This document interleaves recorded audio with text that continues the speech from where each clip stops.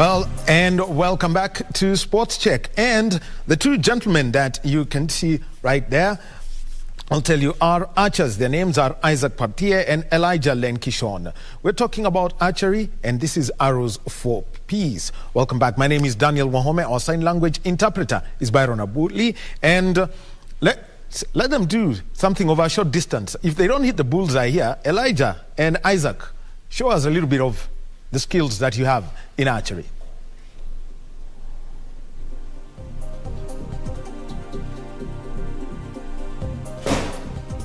Okay.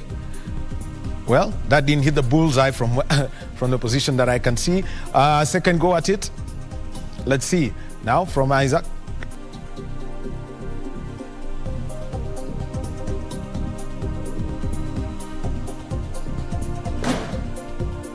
Oh, that's closer. Well, I can tell you that is archery, and you can imagine where they're from. Bows and arrows are things that you would use every day. You learn how to use them from a very young age. That means they've got some skills that have been learned over their lives. They're part of the Arrows for Peace initiative that was founded by 2001 champion in the 2,000 meters steeplechase, Irene Limika. Irene, yes. Welcome. Thank you so much, Wahome. Yes, and welcome to KBC, because, you know, the first time I had Irene Limika is in archery, asked, so, but Irene Limika has even run the Berlin Marathon. Yeah. She's been at the World Cross Country Championships. So what was this shift from track and field to archery? To targets. To targets, non-moving targets. Yes. Yeah. Thank you so much. I want to take this time to say thank you makusema asante. Natumia Kiswahili ama English. Changanya yote. Okay. So yeah, I want to say thank you for KBC for coming on board to be our partners, to make sure that people know about this sport, archery, and also the sport for peace, coming from pastoralist communities, West Pokot County. So yeah, it has a lot. It has a lot of meaning to me.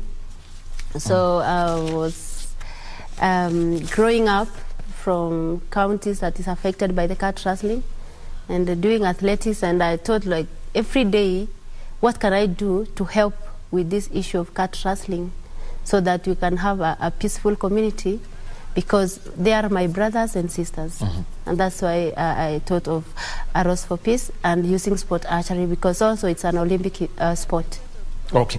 Now, something else that I would like to mention is the Tegla Lorupe, another athlete from West Pokot County who is doing peace initiatives. How much did she inspire you, and working together with her, because she also has a peace foundation?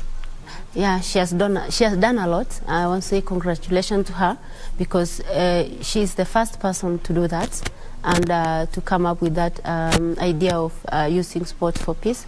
So yeah, I congratulate her, and she's our role model, and we are happy with what she's doing. So I'm just complimenting her, but not competition. Very well. Now, you know everything. I mean, growing up, you know everything there is to know about bows and arrows. Yes. Why this choice of this sport? Number one, I realized that, or I discovered, arrows are used in most tribes in Kenya. Almost 3/4 of the communities in Kenya, they are using arrows and bows. That's number one. Number two, so it is like cultural.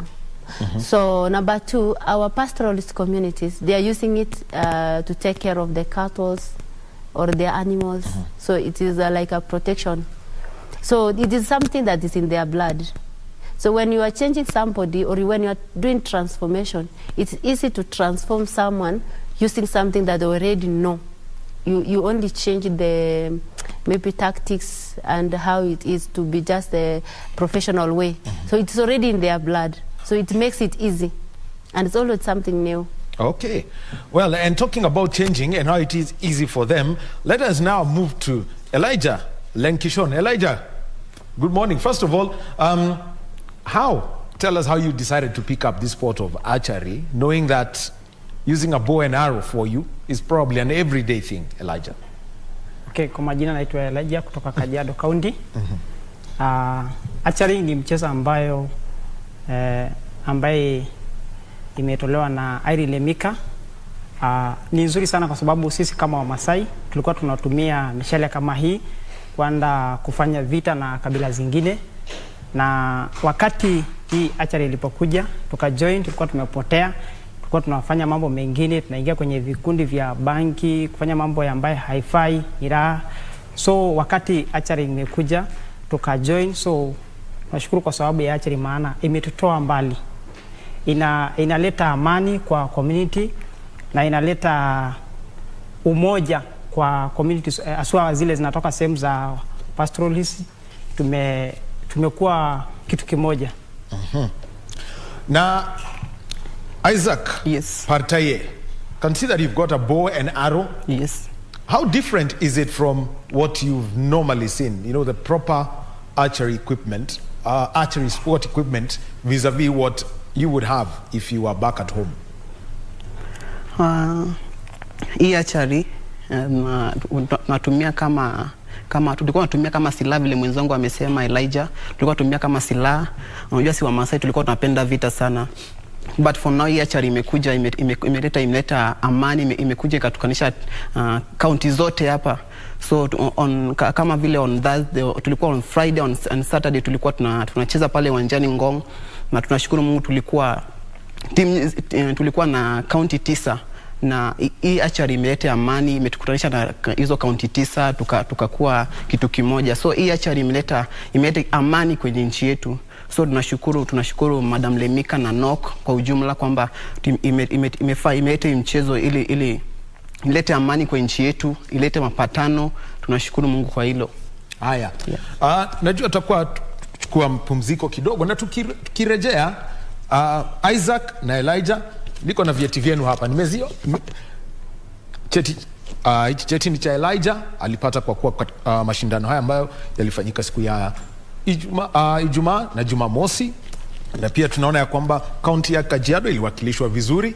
Utatuelezea kuhusu uta na mshale, tuangalie vyombo unavyotumia, tujue hizo zana zako ziko ni za aina gani, hizo ala za mchezo huu wa kulenga shabaha ukitumia uta na mshale, tofauti ni gani na zile ni ala ambazo umetumia kwa muda mrefu. Let's take a short break and we will be back.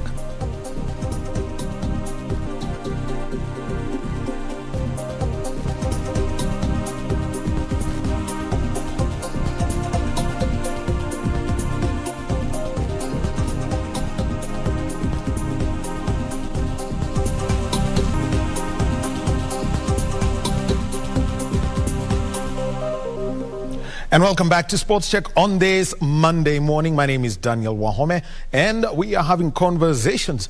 First, we've had one about deaf rugby, and you can get onto a YouTube channel to get to watch that. We're now having a conversation about Arrows for Peace, and later looking back at the East Africa School Games that came to a close on Friday in Arusha, Tanzania. But also in the news, there's different stories that we are going to be taking a look at, some of which we've seen. Mombasa beautifying the city, clearing of garbage dumps. So that's one of the things that everyone's been wondering, how soon shall it happen? Now it is actually happening. It's World Contraception Day. The celebrations are there. Swearing in of members of the Copyright Tribunal, that's also lined up. Handing over of forest firefighting equipment, that's been set up. The Kenya Medical Practitioners and Dentists Union are going to be having a press briefing, a media briefing on the HIV/AIDS status in Kenya. That's another one we need to look at. Plus, also remember, at 2:30 p.m. today via mail, the full judgment on the presidential election petition that had challenged the election of President Dr. William Ruto. The full decision is going to be sent via email. That's at 2:30 p.m. today. It's required by law that within 21 days, the full judgment is delivered to all parties. So that's what's going to happen.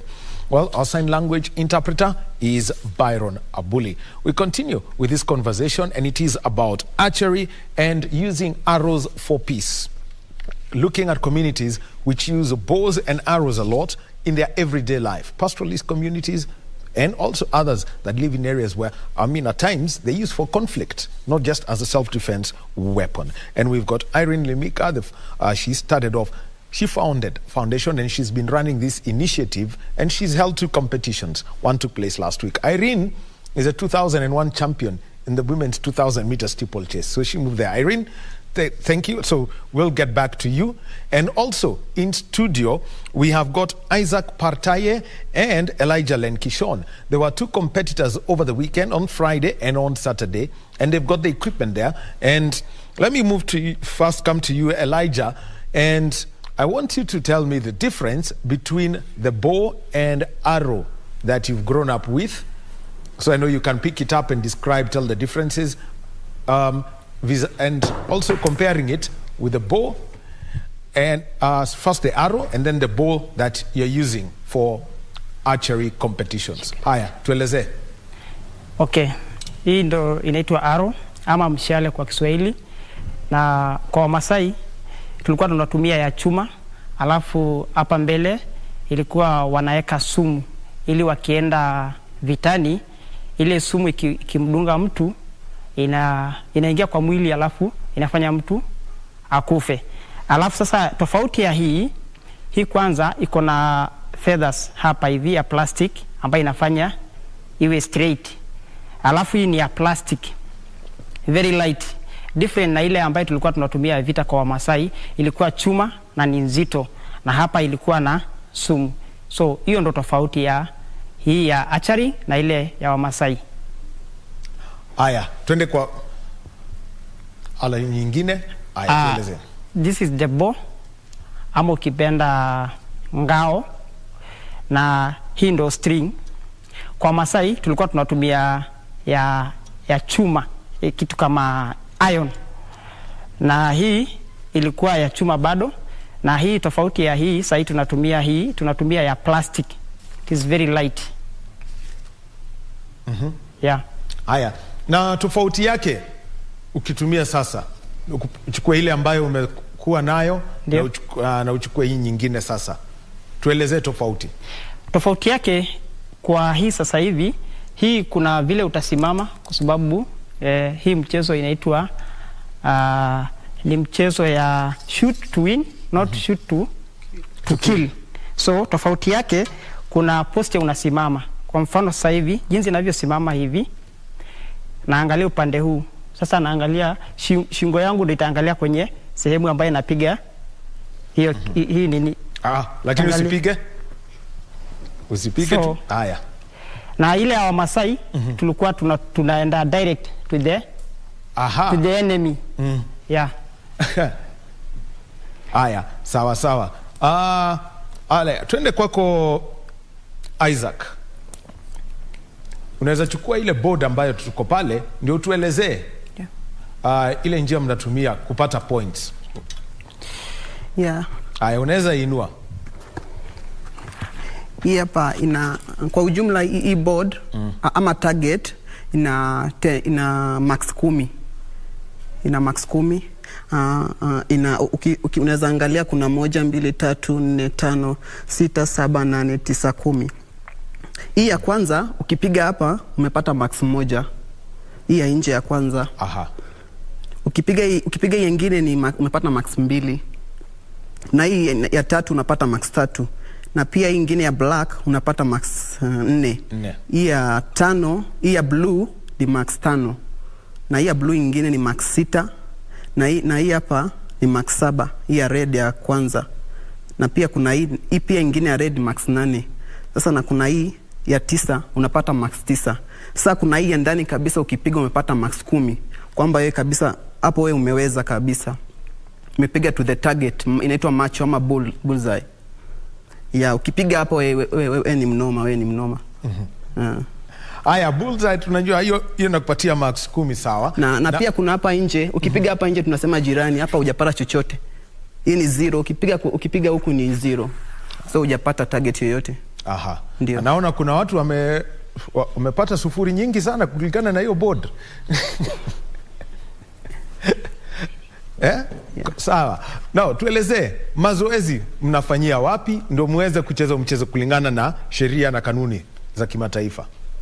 Mazoezi tunafanyaga ukiwa na hizi vitu unaweza fanya mazoezi mahali popote, but iwe mahali hakuna watu, because hii ni mishale inaweza dunga mtu inaweza kuua hii kitu. Ikupata vizuri inatokea side nyingine. So tunacheza mahali ambapo hakuna watu, mahali flat ambapo ukiangalia mbele utaona mtu, because ikipata mtu inaweza kutoboa.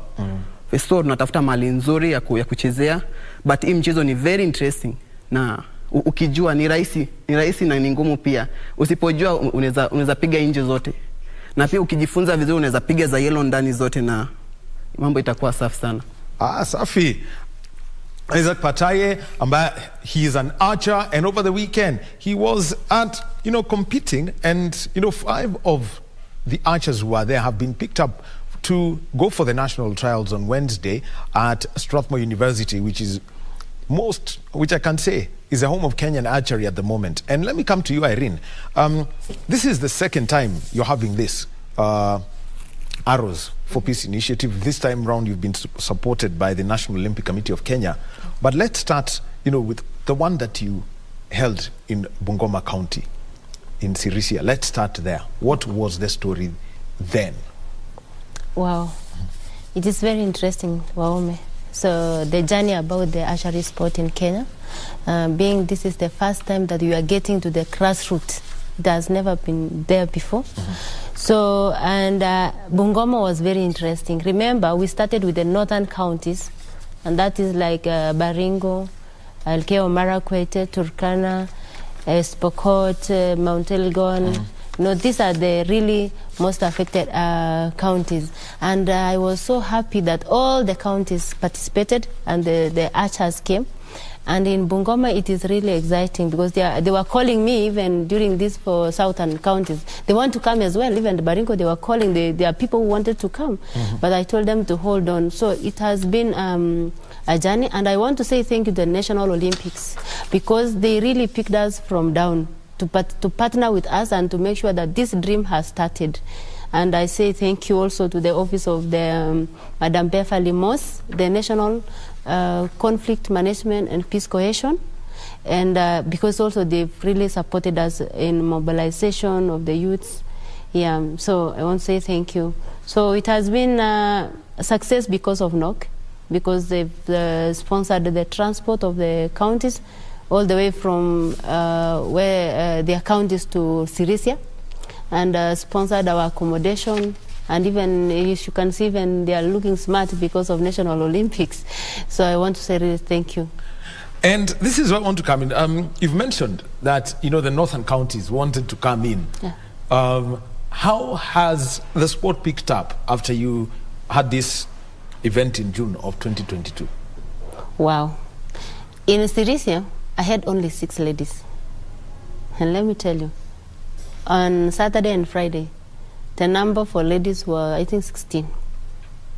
And even the scores have changed, even for both men and women. Because what they scored in Sirisia, the marks were down. So there is a lot of improvement. And I'm having now pressure because everyone wants me. But we don't have the equipment. We don't have the mobilization.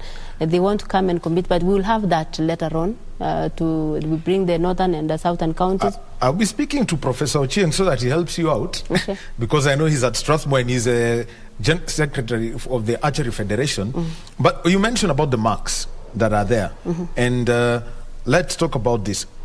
When you want to think of this, like Isaac has explained on the board, where you have a 0 score, but as you move towards the bullseye, it gets higher. What was the average, if you were to compare Bungoma and Ngong? Ngong is higher, because the first person, who is Kelvin Sawe, scored 42. And I think in Bungoma we had 35, no, 38 around them.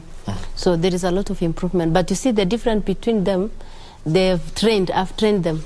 So there is the difference. The number one, because Lengishon and Elijah was 5th and 6th, if you can see in the results. Yes, I have seen that. And they have really improved.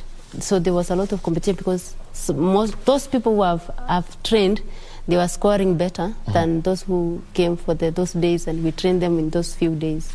Yeah, so it has really grown up. So the others were actually just shooting based on how they know it. No, we trained them first day, then we got the final the second day. So if you could see, the scores for the first days was so different from the second day. The first day was lower, but the second day was. But for Gelfin, Lenkshon, and the others, I've trained them, so that's why they were leading. They were leading, so there is hope, there is a future for the sport. So have you decided even maybe you can pick it up yourself and continue? Yeah, I'm not stopping. We are moving forward. So will you be competing? For me, I'm a coach. Let me just be contented with being a coach. You stop competing on the tracks and the roads. Yeah, now it is hands. Now it is hands. Yes. Not the legs anymore. Not the legs anymore. Anyway, let me come to you. Over. Isaac na Elijah. You finished 5th and 6th. Elijah, tuambie mazoezi, umekuwa na coach hapa.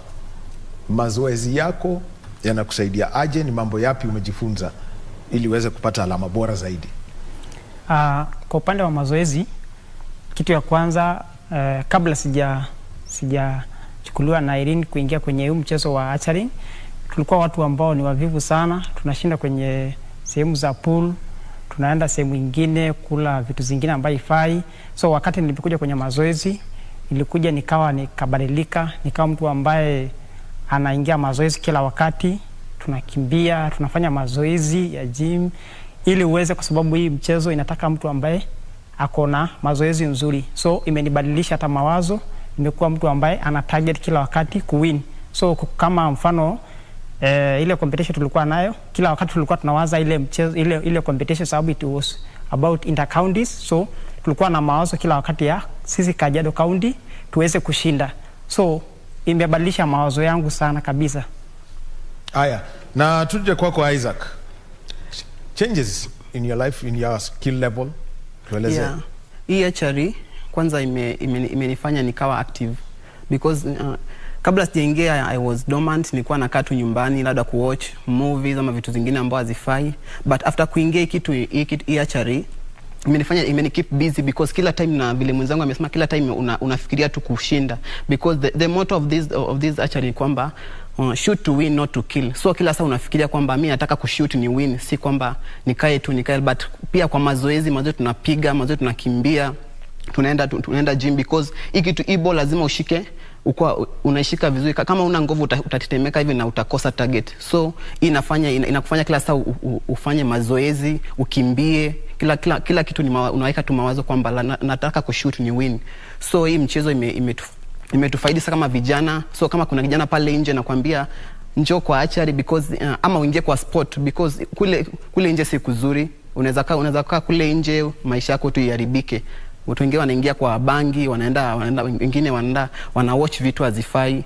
So kama ukiingia kwa sport yeyote tu, kama ni mkimbiaji ama unafanya archery, kama si vile tunafanya archery, tuna urge kwa vijana kwamba hii archery itakusaidia kwa maisha yako. Hii archery itakuletea faida because mawazo yako itakuwa tu kwa michezo, au utawaza kitu kingine. So with thank Madam Limika and Nok kwa ujumla, na pia kitu tunaweza ambia yote anayetuangalia ama kiongozi yote anayetuangalia kwamba support hii archery because itasaidia pia. Kitu ya kwanza inaleta amani kwenye nchi yetu, na pia inaweza leta employment. So ama inakufanya ukue busy kwa vitu zingine. So naweza ambia mtu yote anatuangalia, iwe ni mtu mkubwa, iwe ni kiongozi, iwe ni kijana pale nje. So ingia kwa michezo. Kama uko na talent yoyote, usinyamazie talent yako. So fanyia kazi talent yako vile sisi tumefanyia. Nije kwako na ningetaka utuambie huu mchezo ukilenga shabaha, kuna wakati mwingine kuna upepo. Ndio. Sasa ni mambo yapi ambayo unafaa kufanya ili uweze kudhibiti mshale wako kama kuna upepo? Kitu ya kwanza, wakati utaenda kwenye competition, kwa sababu utakuwa unashindana na wengine, competitor wengine, mtakuwa wengi. So kitu ya kwanza kwa mawazo yako uwaze kuwa mshindi na uwe na target, kwa sababu ukienda pale mbele, kitu ya kwanza lazima utatension. So una relax kwanza. Wakati unataka kurusha alafu kuja na upepo, una relax kwanza kidogo. Alafu upepo ikitulia ndio unavuta. Unalenga. Sasa ukishalenga, kama unakuwa na tension tena unatulia. Then una target kabisa. Ukisha target ndio unaachia. Ukiangalia competition kwa wakati huu, ukienda pale sasa mashindano yale makuu, kuna utapewa pengine dakika moja kulenga shabaha yako, tafuta na ndio uweze kupata point yako. Sasa utajipangaje tuseme pale wakati ule? Wakati utasimama kwa ile laini, vile nimesema, kwanza una relax kidogo, kwa sababu ukienda pale unakuwa kwanza unakuwa na tension, so una relax kwanza kidogo, alafu sasa ndio ushike ile ball. Kuna instructor vile jinsi utasimama, kwa sababu kuna vile ukisimama marks yako inakuwa deducted, so kuna post ya kusimama. Aya, kwanza tuelezee kusimama, kwa sababu sasa pahali upo umesimama. Hebu tuambie mtu anafaa kusimama vipi ili usipoteze alama? Kuwa na laini hapa, kwa sababu utawekewa kamba. Unasimama katikati ya hiyo kamba itakuwa imepita hivi. Mahali unalenga kwenye board hapa, so unasimama hivi. Kitu ya kwanza lazima mwili wako uwe straight hivi, alafu miguu usishikanishe miguu, unatenganisha miguu hivi, alafu unachukua arrow, unachukua bow, unachukua arrow, alafu unapindisha tu shingo tu yenyewe, alafu hapa kwa huu mkono unaleta kabisa, unalinganisha na hii string, lazima ipite karibu na pua, alafu unalinganisha hivi. Hiyo ndio sheria yake. Ndio. Safi. Haya, tuambie Isaac, kija kwako, yapi mchezaji support ambayo mngetaka sana na mazoezi ili muweze kufanya kazi na Irene, ili muweze kuwa wachezaji bora, mnaweza lenga shabaha vizuri na mnaweza hata wakilisha nchi? Support ya kwanza ni kwamba hizi vitu lazima tuwe nazo zote. Kwa sababu unaona yetu vile imeharibika, hata huwezi ona target yoyote hapo. Huwezi ona number 9, huwezi ona number, huwezi ona number, because hii ndio pekee tuko nayo. So support tunataka kwanza ni hizi vitu, na pia kifedha saa ingine tunataka, because unataka pengine saa ingine ununue viatu ya kukimbia ama mavazi kama haya. So tunataka kiongozi yote anatuangalia hapa, ama mtu yote anataka support hii Archery, because inaita faida kwa nchi nzima. So na target yetu ni kwenda international, si hapa Kenya peke yake. Tunataka tukakompete na watu wengine kule nje, wale Waarabu, wazungu kule. Tunataka kwenda huko nje, na hatuwezi enda tu hivyo, lazima kuwe na tushikwe mkono, madam Limika ashikwe mkono, na ndio twende mbele. Aya, thank you very much Isaac Partaye and Elijah Lenkishon, two archers still growing in the game, and they were taking part over the weekend. And this is part of the Arrows for Peace initiative. Their stories, you've heard from them about what they've said. Irene, as we come to a close, 5 players picked and going to participate at the national trials at the Strathmore University. They're going to be competing among some of the best in the country. You can think of people like Dr. Kuki Anwar, who was at the 2016 Olympics. What are the opportunities available now? Thank you so much, Wahome, and we are really happy about this upcoming event, because it is their first time and they are going to compete with our world-class athletes, and that will really motivate them.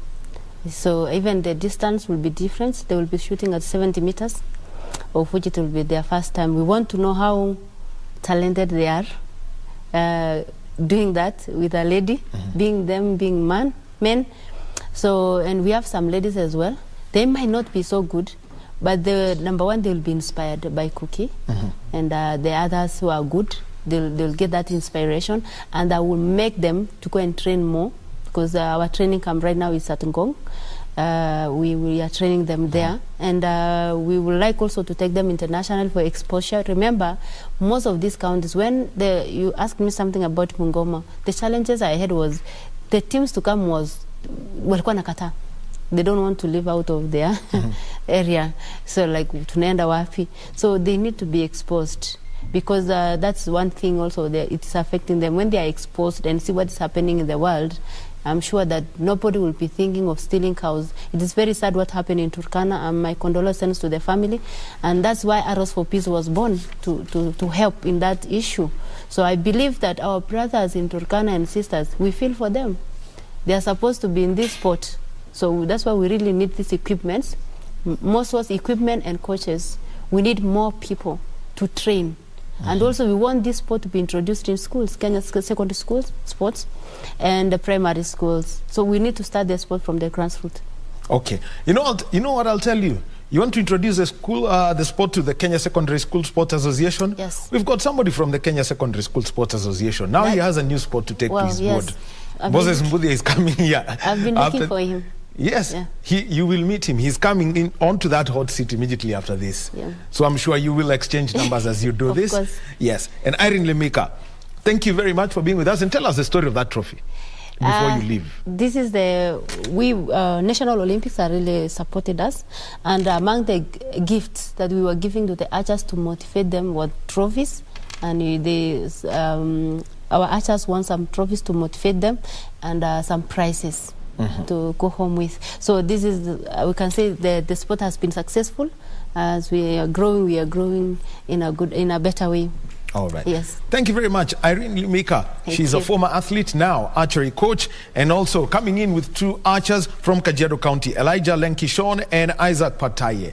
Thank you for being with us, and we wish you all the best. Wednesday, at least we know we have an assignment already. Thank you. We have to be at Strathmore, whether we like it or not, to keep up with the story of the national archery team. We're taking a short break, and when we come back, we shall be looking back at what happened in Arusha. For the past, coming to a close on Friday, going back for a week, and just before that, the story of the school games in Kenya. Moses Mbudia, who was a basketball commissar at the East Africa School Games, is joining us in a short while.